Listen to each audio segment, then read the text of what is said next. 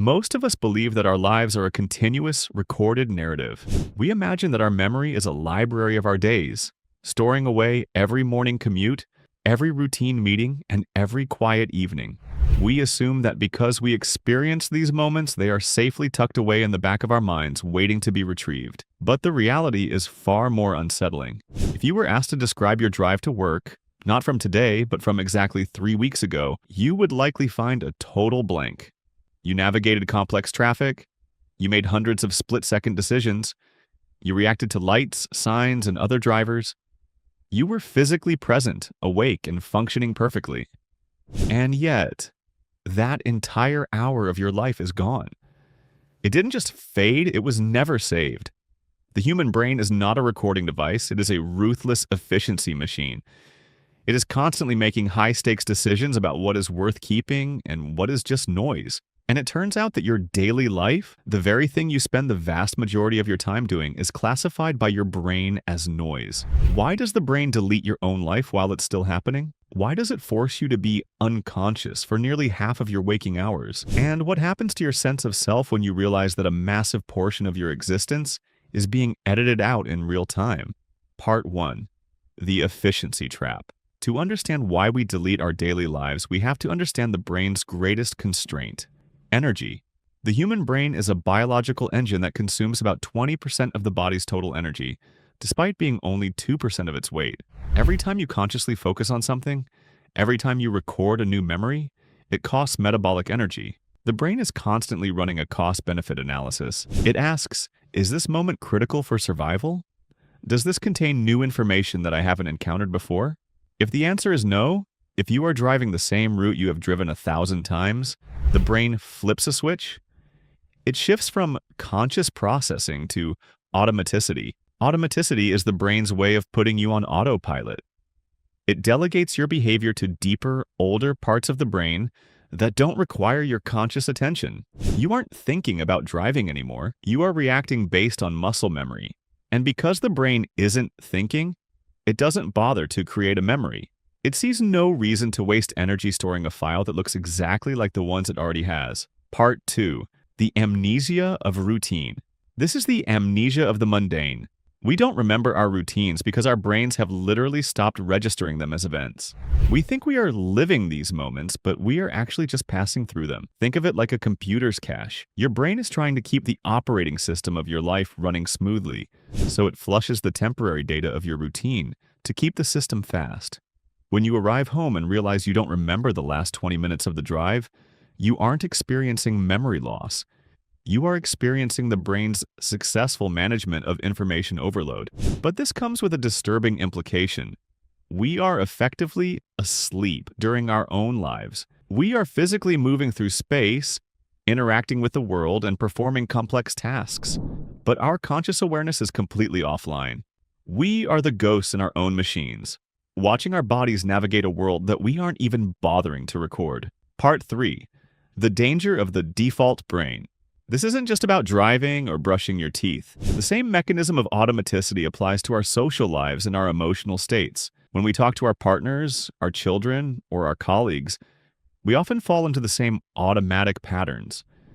We say the same phrases, use the same reactions, and follow the same scripts. Because these interactions are routine, the brain stops recording them as well.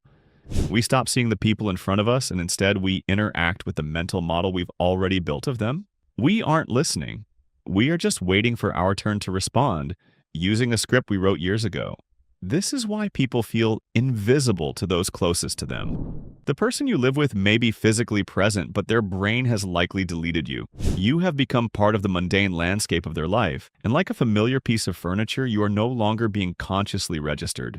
Part 4. The shift to experience. So how do we stop the deletion? The brain only records what is novel, what is surprising, dangerous, or profoundly different. If you want to stop the amnesia, you have to break the pattern.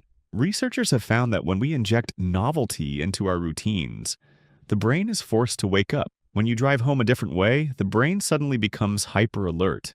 It recognizes that the map it was using is no longer valid, and it restarts the process of conscious recording.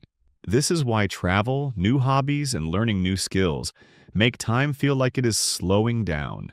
When you are doing something for the first time, your brain is working at full capacity. It is recording everything. A day of travel can feel as long as a month of routine, simply because your brain hasn't learned how to delete the day yet. Part 5. The identity of the ghost. If your brain is deleting 40% of your life to save energy, then who are you? You are essentially a person who lives in the gaps of your own memory. Your identity is just the highlight reel, the small percentage of your life that was novel enough to be saved. This means your sense of self is a curated lie. You are a collection of memories that your brain chose to save, while the vast majority of your actual existence, the thousands of hours of effort, boredom, and consistency, has been discarded. We are all living lives that we don't even remember. This is why we feel like we are running out of time. We look back at the last year, and if our lives were entirely routine, we remember almost nothing. We feel like the time was stolen from us, when in reality, we just never bothered to record it. Part 6. The cost of saving everything. Could we stop the deletion? Could we consciously choose to record every second of our existence? Perhaps. But the cost would be madness. If you were fully conscious for every mundane second of your life, if you felt every tick of the clock, every repetitive movement of your hands, every second of a boring meeting, your brain would crash. It would be in sensory overload that no human could endure. The amnesia of the mundane is not a failure of the human brain. It is a vital protective mechanism. We delete the mundane so that we have the mental bandwidth to handle the extraordinary. We forget the drive home so that we have the capacity to remember the accident. Part 7. Reclaiming the now. The unsettling lesson is that we are constantly deciding what is worth being conscious for. If you don't take the time to inject your life with the novel, the new, the difficult, the different, then your brain will treat your life as if it isn't happening.